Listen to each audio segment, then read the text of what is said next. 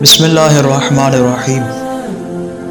جو شخص بھی حج کو انجام دے اس کے لیے مستحب اور بہتر ہے کہ اپنے حج کے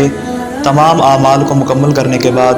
اسے چاہیے کہ رسول خدا صلی اللہ علیہ وسلم اور ائمہ معصومین علیہ السلام کی زیارت کو انجام دے۔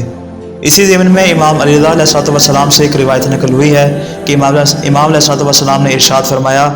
ہر امام کی گردن پہ اس کے اولیاء اور اس کے شیعوں کا عہد اور ایک وعدہ ہوتا ہے، اور عہد اور وعدہ میں ضروری ہے کہ اس کو وفا کیا جائے اور اس کو پورا کیا جائے۔ چنانچہ جو شخص بھی حج کو انجام دے اس کے لیے ضروری ہے کہ ائمہ معصومین علیہ السلام میں سے کسی ایک کی قبر کی زیارت کرے، اس لیے کہ جو شخص اپنے حج کو مکمل کرنے کے بعد یہ عمل انجام دے گا اور ائمہ معصومین علیہ السلام میں سے کسی کی زیارت کو انجام دے گا تو یہی ائمہ بروز قیامت اس کے لیے شفاعت کا باعث بنیں گے، تو یہی ائمہ بروز قیامت اس کے لیے شفاعت کا باعث بنیں گے۔